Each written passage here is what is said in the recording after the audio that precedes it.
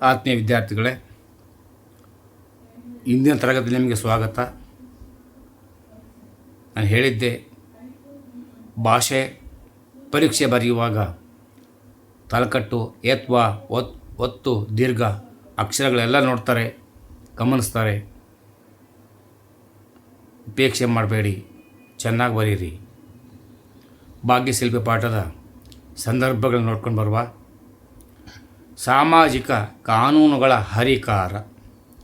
ಮೈಸೂರು ಸಂಸ್ಥಾನಕ್ಕೆ ಮಾದರಿ ಸಂಸ್ಥಾನ ಎಂಬ ಕೀರ್ತಿ ಪ್ರಾಪ್ತವಾಯಿತು. ಮೈಸೂರು ಗ್ರಾಮ ನ್ಯಾಯಾಲಯ ಕಾಯ್ದೆ. ಮೊಟ್ಟ ಮೊದಲ ಬಾರಿಗೆ ಸ್ತ್ರೀಯರಿಗೆ ಮತದಾನದ ಹಕ್ಕು. ತಾವು ಕಡಿಮೆ ಮಾತನಾಡಿದ್ದೀರಿ, ಹೆಚ್ಚು ಕೆಲಸ ಮಾಡಿದ್ದೀರಿ. ಅವರ ಸಾಧನೆ ಕಿರೀಟಕ್ಕೆ ಮತ್ತೊಂದು ಗರಿಯನ್ನು ಸೇರಿಸಿತು. ಶಿಕ್ಷಣಕ್ಕಾಗಿ ಶಿಕ್ಷಣವಿರಬೇಕು. ಕೈಗಾರಿಕೀಕರಣ ಇಲ್ಲವೇ ಅವನತಿ. ಮೈಸೂರು ಮಾದರಿ ಎಂಬ ಹೊಸ ಆಡಳಿತ ಮಾದರಿ ಜನ್ಮ ತಾಳಿತು. ಇಷ್ಟೆಲ್ಲ ಸಾಂದರ್ಭಿಕವಾಗಿ ಕೇಳುವಂಥ ಪ್ರಶ್ನೋತ್ತರಗಳು. ಆಯ್ಕೆ: ಈ ವಾಕ್ಯವನ್ನು DS ಜಯಪ್ಪ ಗೌಡರವರ ಭಾಗ್ಯಶಿಲ್ಪಿಗಳು ಗದ್ಯದಿಂದ ಆರಿಸಿಕೊಳ್ಳಲಾಗಿದೆ.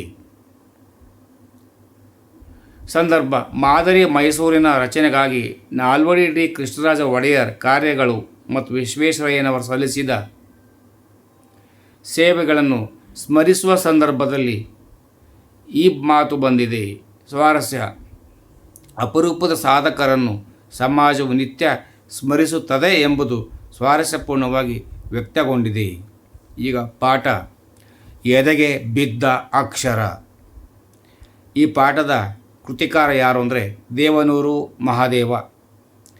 ದೇವನೂರು ಮಹಾದೇವ ಇವರು 1948ರಲ್ಲಿ ದೇವನೂರಿನಲ್ಲಿ ಜನಿಸಿ ದ್ಯಾವನೂರು, ಒಡಲಾಳ, ಕುಸುಮಬಾಲೆ ಕೃತಿಗಳನ್ನು ಬರೆದು ಕೇಂದ್ರ ಸಾಹಿತ್ಯ ಅಕಾಡೆಮಿ ಪ್ರಶಸ್ತಿ ಪಡೆದಿದ್ದಾರೆ.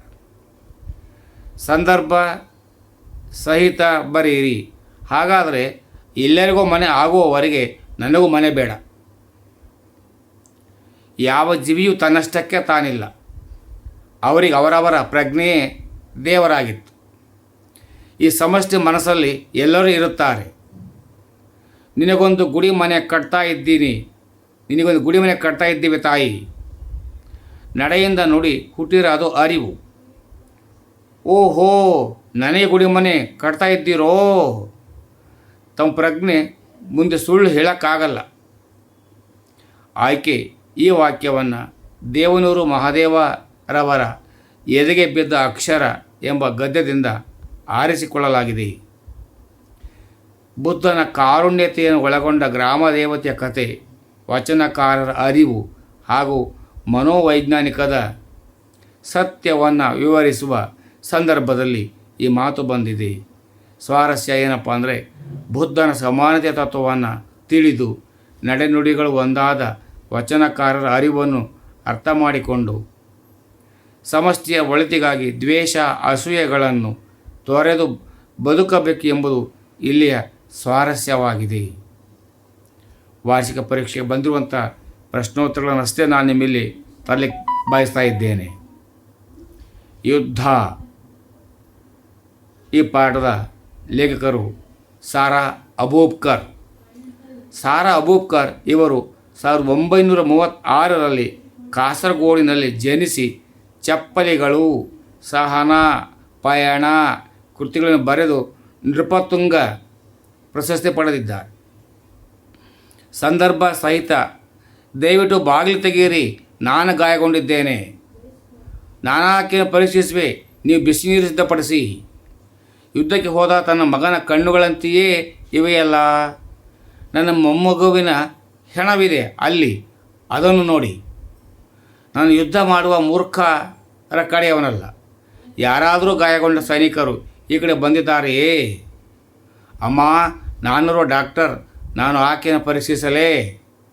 ಯಾರದು? ಒಳಗೆ ಬಾಗಿಲು ತೆಗೀರಿ. ಹೊರಗೆ ಯುದ್ಧದ ಹೆಸರಿನಲ್ಲಿ ಮನುಷ್ಯ ಜೀವಿಗಳ ಸಾಮೂಹಿಕ ಕೊಲೆಯಾಗುತ್ತಿದೆ. ಯಾರಪ್ಪ ನೀನು? ನಮ್ಮ ಕಡೆಯವನು ತಾನೇ. ಆದರೂ ಈ ಮನೆಯಲ್ಲೊಮ್ಮೆ ನೋಡಿಬಿಡಿ.